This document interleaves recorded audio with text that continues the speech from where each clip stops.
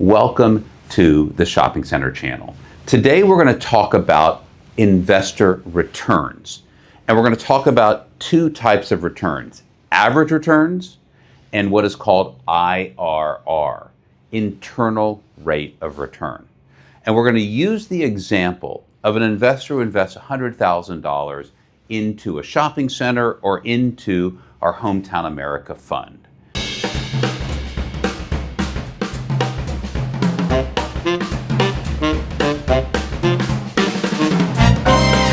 We'll go use the board here, and we'll say that an investor invests $100,000. We'll use year zero as the investment time period. So we put a minus 100,000 here. And let's say, which we target an 8% preferred return over a 5-year hold, that every year the investment pays an 8% preferred return or $8,000. So year zero, you're spending 100,000 minus 100, you get 8,000 in year one, again 8,000 in year two, 8,000 in year three, 8,000 in year four, and then 8,000 in year five. That's your preferred return. And then at the end of year five, we sell the property, we pay off our lender, that's the first requirement. Then we return the original capital, that's $100,000 in year five, and we make a profit on the sale after we pay our debt, after we return the original capital, and then the pro rata portion of that investor profit, that profit is $50,000. So if you take a look here, you invest $100,000, year zero, 8,001, 8,000 year two, 8,000 year three, 8,000 year four, and then $158,000 in year five. And so there's two ways to think about returns. What is the average return for this investment? And what is the IRR, the internal rate of return? So the average return is calculated as the total dollars, 8,000, 8,000, 8,000, 8,000, that's 24,000 plus 158,000, that is $182,000. So the investor invested 100,000, they got $182,000. So that is $82,000 of excess funds divided by the $100,000 is approximately let's figure it out, 82, using my 12p calculator, and these things work backwards. 82 divided by 100, we know what that is, that's 82%, okay? That's an 82% return over 5 years, and then 82 divided by 5 is approximately a 16.4% average yearly return. So by investing $100,000, on average, this investor made a 16.4% return per year. Now, if the investor had put that money in the bank, they would make somewhere between 3 and 4% return per year, depending upon the interest rate they get. So they're doing better off in this investment compared to put money in the bank. In addition, the investor will have a tax shield because commercial real estate is a wonderful tax shield for investors. Why? Because you can depreciate the improvements. Let's say it's a $12 million shopping center we're buying, and the value of the land is appraised at, let's say, $2 million, and the improvements, the vertical part, the parking lot, is valued at $10 million. Well, you can depreciate the improvements, that $10 million, in such a way that you're actually taking an expense that's not a cash expense. And you can shield part of your income. So what we do at Rockstep is that we do what is called accelerated depreciation, and a form of that is called cost segregation, Combine that with the big, beautiful bill that was recently passed in the Trump administration for bonus depreciation, you can take a very big paper expense to shield income. So let's talk about cost segregation. What does cost segregation do?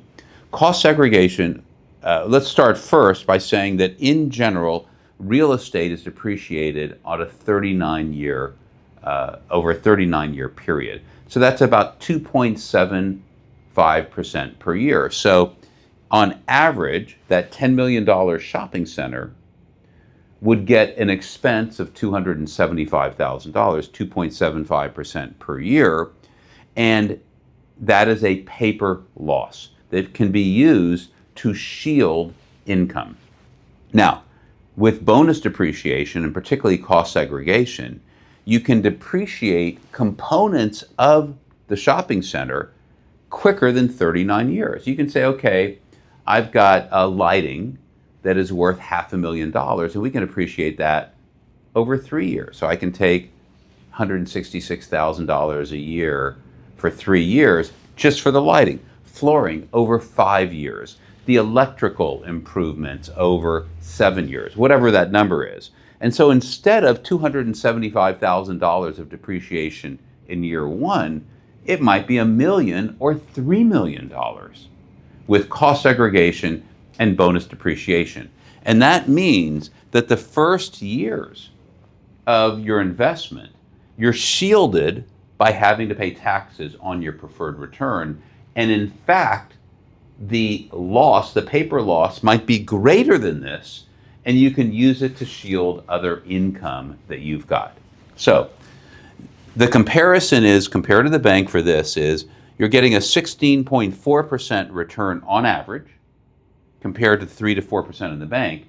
But the 3 to 4% of the bank is generally considered short-term income at the highest marginal tax rate.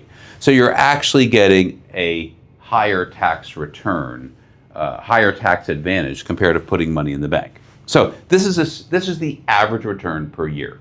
Now the internal rate of return, the IRR, is different. It accounts for the time for time. I don't have the calculation here because it's an Excel calculation where you basically put in a negative number in year zero. That's the cash out, that's the investment. And then you put in all of the return of money. And as you move returns closer to year zero, the IRR goes up. Now let's talk about multiple. A multiple is the total dollars received divided by total dollars put out. So we received $182,000 and we invested $100,000. That is a 1.82 times, or 1.82x, 1.82 multiple. So we target for our fund a 2x, double your money in 5 or 6 years. Okay?